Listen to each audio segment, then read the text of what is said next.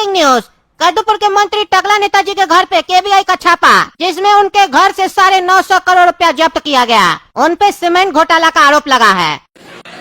अरे साला, उस चोर को हम बोलते ही थे चोरी चकारी कम करो, नहीं तो एक दिन लंबा फंसोगे। फंस गया ना, हो गया ना इज्जत नीलाम पूरा शहर में।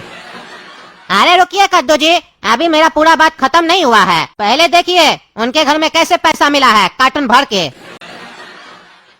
ये तो बहुत पैसा है रे। देखे ना, इतना पैसा आप अपने जीवन में नहीं देखे होंगे। और टकला नेताजी के घर पे इतना पैसा छुपा हुआ था। अरे साला, यही चोर चोर नेता लोग कद्दूपुर को बर्बाद किया हुआ है। इस लोग को तो जूता का माला पहनाना चाहिए। अरे चिंता मत कीजिए, कद्दूपुर की पब्लिक ने भले उनको जूता का माला नहीं पहनाया है, लेकिन जूतों से मार मार के उनका बुरा हाल कर दिया है। जब केबीआई उनको पकड़ के ले जा रही थी उनके घर से, ये तो शुक्र है केबीआई वाले लोग का, जिन्होंने पब्लिक को रोक दिया, नहीं तो टकला नेताजी आज जिंदा नहीं होते। क्या मार खाया टकला? तब तो जाके देखना पड़ेगा, थोड़ा जला पे नमक छिड़कना पड़ेगा, क्योंकि मेरे घर में भी कुछ होता है तो वो तुरंत उछल के आ जाता है। अब हम जाएंगे और काला कद्दू को भी ले जाएंगे, उससे भी जलता है ना वो, उसको भी ले जाएंगे, फिर बढ़िया से मिलके हम लोग नमक छिड़केंगे। ठीक है, नमक छिड़किएगा, हम भी बाद में छिड़कने जाएंगे। तो चलिए, तब तक पगला आप लोग से अलविदा लेता है, फिर मिलेंगे एक बढ़िया न्यूज के साथ। इसीलिए पगला न्यूज देखते रहिए जब तक आप पगला नहीं हो जाइए। अरे टकला, तुम्हारे बारे में न्यूज पे सुने, इतना चोट कैसे लग गया तुमको? तुम यहाँ पूछ रहे हो कि हमको चिढ़ाने आए हो? अरे नहीं टकला, हम तो यहाँ तुमसे पूछने आए हैं। हम तुम्हारा पड़ोसी है, पड़ोसी का धर्म निभाने आए हैं हम। एक पड़ोसी को कुछ हो जाए तो दूसरा पड़ोसी कैसे शांति से बैठ सकता है? अरे जहाँ से भी सुने हो तो वहाँ से तो पता चला होगा ना क्या हुआ मेरे साथ, तो फिर हमसे अनजान बन के क्या पूछ रहे हो? अरे नहीं टकला, हम तुम्हारा मुंह से भी सुनना चाहते थे, क्या वो बात सही है? क्योंकि न्यूज वाला लोग तो कुछ भी दिखा देता है। हम न्यूज पे सुने थे कि तुम्हारे घर से 950 करोड़ रुपया मिला है, तुम घोटाला किए थे सीमेंट में। मना करते थे ना तुमको, चोरी मत करो चोरी मत करो, एक दिन लंबा फंसोगे, मानते ही नहीं थे तुम। देखो आज क्या हाल हो गया तुम्हारा, फंस गए, हाथ पैर तोड़वा के बैठे हो आज। अरे हमारा बाप बनने का कोशिश मत करो तुम। पड़ोसी अपना पड़ोसी का पैजामा में रहो, समझे? हमको सब पता है, तुम यहाँ चिढ़ाने आए हमको। न्यूज सुने नहीं, सोचे टकला को चिढ़ाते हैं जाके। हाँ, तो हमको ऑफिसर सब आने कैसे दिया अंदर? हमसे तो अभी किसी को भी मिलना मना है। अरे सपना ऑफिसर को बोली कि ये लोग मेरा पड़ोसी है, अच्छा संबंध है हम लोग का, इसीलिए वो लोग हम लोग आने दिया है। बोलना नहीं चाहते टकला, लेकिन तुम एक नंबर का एहसान फरामोश है। एक तो हम लोग तुमको देखने आए हैं, तुम ऊपर से बदतमीजी कर रहे हो। अरे चलो, देखने आए हो? तुम लोग को तो देखते हैं ना हमारा दर्द और बढ़ जाता है। अरे टकला, गलवाओ नहीं, बीपी मत बढ़ाओ। गलत किए हो तुम तभी ना तुमको सजा मिला है, गलत करने पे तो सजा मिलता है ना। अरे तो एक लगता है कि हम ही गलत किए कद्दूपुर में? तुम गलत नहीं करते हो, तुम्हारा बेटा गलत नहीं करता, कद्दूपुर का लोग सब गलत नहीं करता, सब गलत करता। रे चोर टकला, तुम हम लोग का नाम कैसे ले रहे? एक तो अपने गलत करके फंस गया, ऊपर से हम लोग देखने आए हैं तो हम लोग के ऊपर भी आरोप लगा रहा है कि हम लोग भी गलत हैं। ऐसा करके ये सोच रहा है कि हमारा गलती छुप जाएगा। चोर कितना भी चोरी कर ले, कहीं न कहीं अपना सुराग छोड़ ही देता है, और जब फंसता है तो एक के बाद बोलता है हम चोर नहीं है, हम चोर नहीं है। चोर है तुम, एक नंबर का चोर है। अभी तक तो हम ही तुमको बोलते थे ना कि तुम चोर है, अब देखो पूरा कद्दूवासी तुमको बोल रहा है कि तुम चोर है। अरे ज्यादा हमको अपने आप को शरीफ मत दिखा, सब चोरी करता है, तुम्हारा बाप भी चोरी करता है। बस अंतर इतना है कि सब अपने औकात के हिसाब से चोरी करता है, जिसको मौका मिलता है वो चोरी करता ही है। तुम 10 रुपया चोरी करता है, तुम्हारा बाप 100 रुपया चोरी करता है, और हम 1000 करते हैं। बस अंतर इतना ही है, चोरी लेकिन सब करता है। बस इस दुनिया का तरीका ही बहुत निराला है, जो पकड़ा जाता है वही चोर कहलाता है, और बाकी चोर सामने में बैठ के जजमेंट देता है कि हाँ ये चोर है, जबकि खुद भी चोर है। सोच कर देखो, तुम्हारा बाप अगर मेरी जगह होता तो हम तो 950 करोड़ चोरी किए थे, ये तो 9.5 लाख करोड़ रुपया चोरी करता। रे पागल रे, उल्टा सीधा आरोप नहीं लगाएगा, हम तुमको चोर दिखते हैं? पब्लिक का जूता खाया उसके बाद समझ में नहीं आ रहा है। अरे चोर तो हम भी नहीं दिखते हैं, घोटाला तो किए ना, तुम भी चोर है। रे पागल टकला, हमको और हमारे बाबूजी को चोर नहीं बोलेगा, तुम है पैदाइशी चोर। तुम जब पैदा हुआ होगा ना तभी ऐसे चोरी करना सीखा होगा, क्या कि चोर का बच्चा है ना तुम। अरे चुप रहो तुम, हमको चोर नहीं बोलेगा, हम कोई पैदाइशी चोर नहीं है, तुम लोग जैसा लोग हमको चोर बनाया है। तुमको पता है जब हम कॉलेज में थे तब अपना बाप के खिलाफ हम प्रोटेस्ट किए थे कि हमारा बाप चोरी करता है, तब हमारा बाप नेता था, उस पे घोटाला का आरोप हम लगाए थे, और उसी के बाद हमारा बाप का बहुत इज्जत खराब हुआ था, नाम खराब हुआ था, इज्जत डूब गया उनका कुर्सी चला गया, बाद में वो कुर्सी हमको मिला। लेकिन तुमको पता है जो इतना सच्चा कार्टून था, जो अपना बाप के खिलाफ खड़ा हो गया, बाप को भी नहीं छोड़ा, वो आखिर चोरी क्यों किया? तुम लोग की वजह से। तुम जैसा कार्टून जात लोग हमको चोर बनाया। तुमको पता है जब हम अपना बाप के खिलाफ खड़े हुए थे तो मेरा दोस्त, मेरा कॉलेज का जितना भी बच्चा था सब मेरे साथ था, टीचर से लेकर प्रिंसिपल सब मेरे साथ खड़ा था। लेकिन वो कहावत तो सुने होगे ना, अच्छा करने वाले के साथ कभी अच्छा नहीं होता है।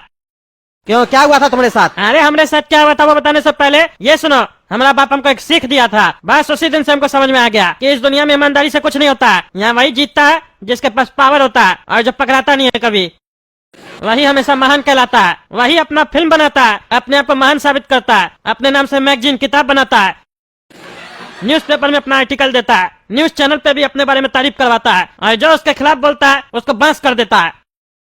ये होता है पावर। उस दिन हमको पता चला नेता का पावर क्या होता है। अरे तो मेन बात बताओ ना, तुम्हारा बाप सीख क्या दिया तुमको, जिसकी वजह से तुम ईमानदारी से चोरी का रास्ता अपना लिए? मेरा बाप बोला इस दुनिया को समझना बहुत कठिन है। उदाहरण के लिए तुम अपने घर को दुनिया समझो। अगर तुम अपने घर के किसी एक व्यक्ति पे आरोप लगाओगे और वो आरोप अगर सच्चा होगा तो सारा व्यक्ति तुम्हारा साथ देगा और उसको कोसेगा, और वही आरोप अगर तुम पूरे परिवार पे लगाओगे और वो आरोप सच्चा भी होगा, तब वही साथ देने वाला लोग तुमको कोसेगा, तुमको गाली देगा, तुमको मारेगा, तुमको घर से बेदखल कर देगा। तुमको पता है ऐसा क्यों होता है? क्योंकि बहुमत में शक्ति होती है और लोगों को दूसरे का सच सुनना अच्छा लगता है, अपना नहीं। जहाँ 100 लोग चोरी कर रहा हो, एक चौकीदार चिल्ला रहा हो तो उससे कोई फर्क नहीं पड़ता, फिर वो चौकीदार चौकी लगा के सो जाता है कि चिल्लाने से कोई फायदा ही नहीं होता है। और वहीं अगर एक चोरी कर रहा हो, 100 चिल्ला रहा हो, तो वहाँ फर्क पड़ता है। देखो चोरी तो दोनों तरफ हो रही थी, लेकिन फर्क कब पड़ा? जब एक साइड बहुमत था। वो लोग इसलिए नहीं चिल्लाता है कि चोरी हो रही थी, वो लोग इसलिए चिल्लाता है कि हम लोग नहीं कर पाए, ये कैसे कर लिया। उसी दिन हमको समझ में आया कि ईमानदार बनने से अच्छा है कि चोर बने। अच्छा तुम्हारे साथ हुआ क्या, ये तो बताओ, भाषण दे रहे हो? अरे क्योंकि जब हम अपने बाप के खिलाफ प्रोटेस्ट कर रहे थे तो भले मेरा दोस्त सब मेरा साथ दे रहा था, लेकिन हमारा दोस्त का बाप सब घूस ले रहा था। कोई पुलिस वाला था, कोई डॉक्टर था, कोई क्या था, वो लोग घूस लेके उल्टा सीधा काम कर रहा था। तो जब हम अपने दोस्त लोगों को बोले कि तुम लोग का बाप लोग भी गलत है, तुम लोग भी अपने बाप के खिलाफ खड़े हो, तो वो लोग मेरा बात नहीं सुना, हमको ही चोर बोलने लग गया, हमको ही गलत साबित कर दिया। कहा कि जब तक बात मेरे बाप की थी तब तक सब कुछ सही था, जब उसके बाप तक बात पहुंची तो सब चीज गलत हो गया। उसी दिन हम समझ गए यहाँ भलाई वगैरह से कुछ नहीं होता है, भलाई करने से मलाई नहीं मिलता है, मलाई खाना है तो चोरी करना पड़ेगा। अरे टकला तुम्हारा बात बिल्कुल सही है, तुम्हारे साथ ऐसा हुआ तब तुम चोर बना, तब तो उस हिसाब से हमारा बाबूजी भी चोर हुआ, कहे कि ये भी सरकार का टैक्स खा जाता है, टैक्स पूरा नहीं देता है। अरे चुप पागल, उल्टा सीधा आरोप लगाता अपने बाप पे। हम कोई टैक्स वगैरह चोरी नहीं करते हैं। देखे जब तुम्हारा बाप पे बात आ गया तो तुमको पागल बोला ना काला कर दो तुमको पागल, यही होता है। जब तक बात मेरे ऊपर था तब तक लाया था तुमको, हमको चिढ़ाने के लिए। हर कोई एक्सेप्ट नहीं कर पाता अपना गलती को, हम कह लेते हैं। अरे हम कोई चोरी नहीं की है तो काहे एक्सेप्ट करे? बेटा ये बात तुम अपना बेटा को समझाना, समझे? हमको मत समझाओ। हमको पता है तुम टैक्स का चोरी करते हो, पर हम ये चोरी का बात नहीं कर रहे हैं। ये चोरी तो कद्दूपुर का सब लोग करता है। हम तो रिश्वत का बात कर रहे हैं, घोटाला का बात कर रहे हैं, स्कैम का बात कर रहे हैं, जो बड़ा लेवल का हो रहा है। और ये सब भी कम लोग नहीं करता है, बहुत लोग करता है। जिसको मौका मिलता है सब करता है। अभी हमारा एक दोस्त का बेटा है, वो कद्दूपुर का सरकारी नौकरी का प्रिपरेशन कर रहा है। हम उससे पूछे क्या कर रहे हो, बोलता हम सरकारी नौकरी का तैयारी कर रहे हैं। हम बोले बढ़िया है बेटा, तो बोला हाँ बहुत बढ़िया है, बहुत कमाई है। हम बोले कितना सैलरी मिलेगा, तो बोलता है सैलरी से क्या करना है चाचा, सैलरी से घर थोड़ी ना चलता है, कद्दूपुर का सरकार सैलरी देता ही कितना है। तो हम बोले तो फिर काय कर रहे प्रिपरेशन? कहता है चाचा टेबल के नीचे से घूस लेंगे ना, सरकारी नौकरी तो इसीलिए किया जाता है। तो समझे काला कद्दू, तुम्हारा बाप इलीगल काम नहीं करता है, बस लीगल काम का टैक्स सरकार को नहीं देता है, और छोटा मोटा काम कराने के लिए ऐसा घूसखोर सरकारी ऑफिसर सबको घूस देता है और अपना काम करवाता है। तुम्हारा बाप उस लेवल का चोरी नहीं करता है जिस लेवल की बात हम कर रहे हैं। तुम्हारा बाप कमाता लीगल तरीके से है, बस उस कमाई का टैक्स कद्दूपुर के सरकार को नहीं देता है। और हम जो बात कर रहे हैं इलीगल कमाई की बात कर रहे हैं। तुम्हारा बाप चोर है, लेकिन क्या करे, हम लोग टैक्स ही इतना लेते हैं, इसको चोरी करना पड़ता है। बड़ा बिजनेसमैन लोग को हम लोग बहुत फायदा देते हैं, वो लोग तभी ना तरक्की करता है। और गरीब लोग से तो पैसा नहीं लेते, वहाँ से हम लोग को वोट मिलता है। और मध्यम वर्ग का लोग सब जो कमाता है उस लोग से चाप के पैसा लेते हैं, डरा के।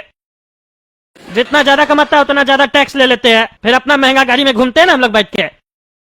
अगर देखा जाए 100 रुपया कोई कमाता है अपना मेहनत से, अपना रिस्क पे, हम लोग का रिस्क भी नहीं होता है सरकार का, तो उसमें से 50 रुपया हम लोग ले लेते हैं, नाम रखते टैक्स, होता पार्टनरशिप है, समझे? लेकिन नुकसान अगर उसको हुआ तो हम लोग पार्टनर नहीं होते हैं, तब हम लोग पीछे हट जाते हैं। और टैक्स का कानून भी जानबूझ के हम लोग ऐसा बनाए कद्दूपुर में, ताकि अगर कोई टैक्स पूरा दे भी दे तो भी अगर उससे कभी झंझट हो जाए, इधर उधर से पैसा निकलवाना उससे, और नहीं दे रहा हो तो ससुरा को दबा ले हम लोग। बोले तुम ये गलती किया, वो गलती किया, ये कागज नहीं लगाया, वो कागज नहीं लगाया, दबोच ले। और फिर पब्लिक तो होता ही है ना गधा तुम लोग जैसा, न्यूज देखेगा कुछ, न्यूज में तो उल्टा सीधा दिखाता ही है, एकदम भारी आवाज करके। तुम लोग बोलेगा हाँ चोरी किया, पकड़ा गया। ये नहीं देखा ईमानदार आदमी था, उसको फंसा दिया। और देखेगा भी कैसे, तुम्हारा घर में जब चोरी करता है वो तो दिखाई नहीं देता, बाहर के क्या दिखाई देगा। अरे टकला आज तुम मेरा आँख खोल दिया, ये सब होता है कद्दूपुर में, ये तो हमको पता ही नहीं था। हाँ तो कैसा है तब ये टकला नेताजी, सुने हैं जूता खाया पब्लिक से बहुत। हम तो ये भी सुने थे थोड़ा ज्यादा जूता लगता तो हमारा आदेश देने से पहले ही आप ऊपर चले जाते। जज साहब हमारा तबीयत ठीक है, लेकिन हम मजाक का मूड में नहीं है। मजाक? मजाक से याद आया, आप लोग पब्लिक से बहुत मजाक करते हैं, वोट मांगते हैं, वादा करते हैं, ये खुद में एक मजाक होता है। और उसके बाद जब वादा पूरा नहीं करते हैं, पब्लिक पूछता है तो कहते हैं हम मजाक किए थे। कद्दूपुर के सीमेंट घोटाला में तुम फंसा है ना, रोड भी बनाते हो उसमें भी मजाक करते हो। 1 महीना के अंदर गड्ढा हो जाता है रोड में, ये भी नहीं पता चलता है कि रोड में गड्ढा है कि गड्ढा में रोड है। इतना बड़ा बड़ा मजाक करते हो तुम लोग, लेकिन फिर भी हम लोग सहते हैं, कुछ कहते नहीं है। तुम लोग का इतना बड़ा बड़ा मजाक हम लोग सह जाते हैं। एक मामूली सा मजाक हम तुमसे कह लिए तो तुमको चुभने लग गया। अभी तो बेटा 1 तारीख था, तुमसे मजाक में बात कर रहे हैं। अगला डेट से तुमसे मजाक में बात नहीं होगा, सीरियसली बात होगा। आज तो तुमको सिर्फ देखने के लिए बुलाए थे कि देख ले तुम्हारा हाल कैसा है, सजा देंगे तो झेल पाओगे। लगता नहीं आज झेल पाओगे, इसीलिए हम अगला डेट को बुलाएंगे तुमको, उस दिन तुमको सजा देंगे। क्योंकि हम वो जज नहीं है कि एक केस को 30 साल और 10 साल चलाए। हम 1 या 2 डेट में क्लियर कर देते हैं। जब सब कुछ पता है तो क्लियर करने में क्या है, क्योंकि हम नेता लोग के साथ मिले हुए नहीं होते हैं, समझे। पता ही हम ईमानदार जज है। अगला डेट को फैसला हो जाएगा तुम्हारा, ठीक है। जाओ, अगला डेट अगला सोमवार को है आना, और सजा सुनाएंगे। उसके बाद जहाँ तुमको हम भेजेंगे वहाँ चले जाना। तो दोस्तों अगला डेट को पता चलेगा तो अगला को क्या सजा मिलेगा। आप लोग कमेंट करके बताइए हम क्या सजा दे इसको, समझे। जैसा बोलिएगा फिर लगेगा हमको यहाँ आप लोग सही बोल रहे हैं, सजा देना चाहिए वैसा तो दे देंगे, क्या फर्क पड़ता है हमको।